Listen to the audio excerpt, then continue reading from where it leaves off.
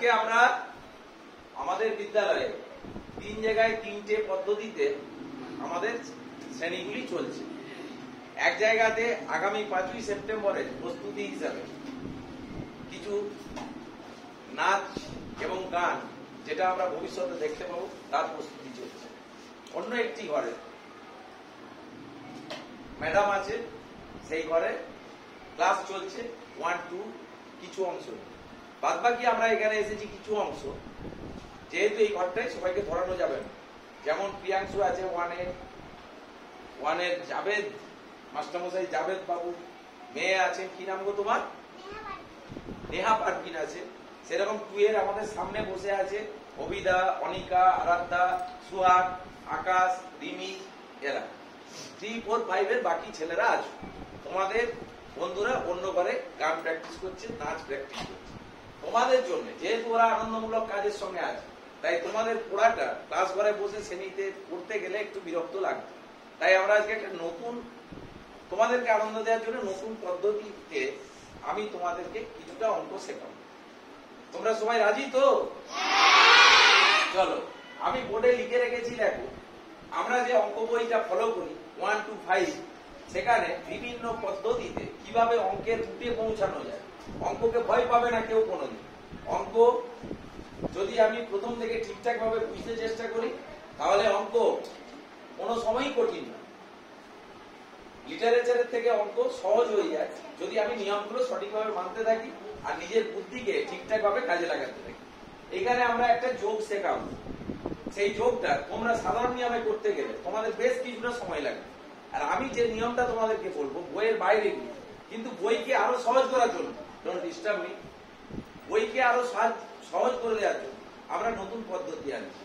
আমরা বারবার দেখেছি বইয়ে যোগের নামটা আছে, যোগের নামটা যেমন কি আছে, 9 1 10, 8 2 10, যোগ করলে এগুলো পাওয়া যায়, তাই তো? এটা পরিপূরক। 9 এর পরিপূরক সংখ্যা হচ্ছে 1।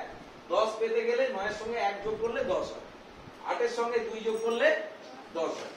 7 এর সঙ্গে 3 যোগ করলে 10 হয়। 6 এর সঙ্গে 4 যোগ করলে 10 হয়। 5 এর সঙ্গে 5 যোগ করলে 10 হয়।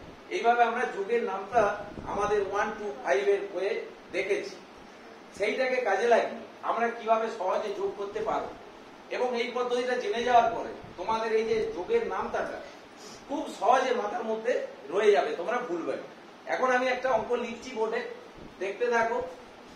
3 যুক্ত 2 যুক্ত 4 যুক্ত 6 যুক্ত 7 যুক্ত 8 যুক্ত 5 যুক্ত একটা যাওয়ার সংখ্যা লিখি, আবার লিখে দিলাম, ধরো 9 যুক্ত 1, এখানে 1 লিখে। এইটাকে কত তাড়াতাড়ি আমি যোগফল বার করতে পারবো। এই অঙ্কটা করতে গিয়ে যে প্রসেসটা আমরা অবলম্বন করি, আমরা যোগের নামটা অর্থাৎ পরিপূরক যে সংখ্যা আমি লিখে রেখেছি, এইটাকে যদি মাথায় রাখতে পারি যে 9 1 10 হয়, 8 2 10 হয়, 7 3 10 হয়, 6 4 10 হয়, 5 5 10 হয়, 6 4 10 হয়, 7 3 10 হয়, 8 2 10 হয়। এই যে ব্যাপারটা যদি মনে রাখতে পারি, তাহলে আমি এখানে যখন যোগটা করতে যাব তখন তোমরা সমস্যা থেকে অনেক দূরে থাকবে। দেখো আমি একবার তোমাদেরকে দেখাই। আমার এই বোর্ড অনুযায়ী 1 এর পরিপূরক সংখ্যা কত দেয়া আছে গো?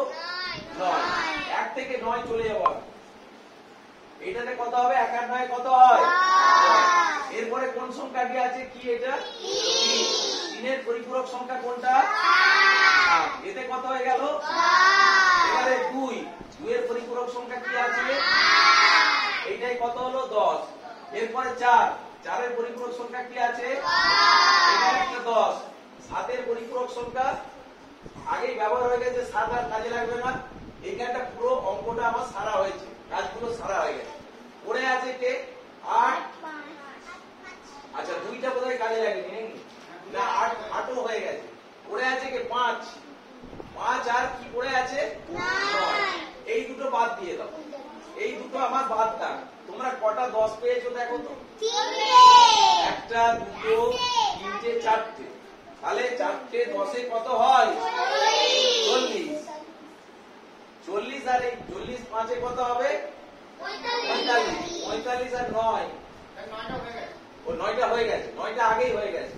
তাহলে চলো 9 হয়ে গেছে, পড়েছিল শুধু আমার 5। দেখো আরেকবার দেখতে থাকো, 1 এর পরিপূরক সংখ্যা 9, তাতে আমি 10 বার করে ফেলেছি, তাই তো? Yes or no? 3 এর পরিপূরক সংখ্যা কত বলেছিলাম? 7, তাতে 10 বেরিয়ে গেছে, বেরিয়েছে তো? 2 এর পরিপূরক সংখ্যা 8, 10 বেরিয়ে গেছে। 4 এর পরিপূরক সংখ্যা 6, 10 বেরিয়ে গেছে। তাহলে পড়ে আছে আমার কোনটা? শুধুমাত্র 5। তাহলে এখনো পর্যন্ত কটা 10 পেয়েছি আমরা? কটা পেয়েছি? 1টা, 2টো, 3টে, 4টে। 4 10 কি হয়? 40। এবারে যেটা পড়ে আছে ওর সঙ্গে যোগ করে দাও। কত পেলাম? 4 10 5 45। এইভাবে যদি আমরা যোগ করি, না করে তোমাদের নিয়মে যোগ করতাম, গিট গুনে গুনে 1 এর পরে 3 গিট গুনতে থাকো, 1 এর পরে 3 গিট গুনো, 4, 4 এর পরে 2 গিট, 6 এর পরে আবার 4 গিট, তারপরে আবার 6 গিট, 16 এর পরে আবার 7 গিট গুনো। এবারে গুনতে হবে 17 18 19 20 21 22 23। সময় যাচ্ছে তো? এরপরে আবার 8, 23 আর 8 গিট গুনো, 31 গিট গুনতে হচ্ছে। তারপরে আবার এইটাই করতে আমার অনেকটা সময় চলে যাচ্ছে, পরীক্ষার সময় চলে যেতে পারে এই ধরনের কোশ্চেন করতে। তাই আমরা তোমাদেরকে যোগের নামটাও যেমন শেখাচ্ছি একসঙ্গে, এটা হচ্ছে যোগের নামটা একটা ছোটখাটো, বড়দের জন্য বড় প্রসেস, আরো বড় বড় সংখ্যা নিয়ে দেখাবো। আজকে যেহেতু সবাইকে নিয়েছি, তাই সবাইকে নেওয়ার জন্য আমরা ছোট সংখ্যা দিয়ে শুরু করি, যে এখন দেখা গেল খুব সহজে আমরা এই সংখ্যাগুলো যোগ করে কত পেয়ে গেলাম? 45। এটা কি তোমাদের ভালো লাগলো? এইভাবে তোমরা যোগ করতে পারবে তো? Very good. এর পরের অঙ্কের জন্য অপেক্ষা করো।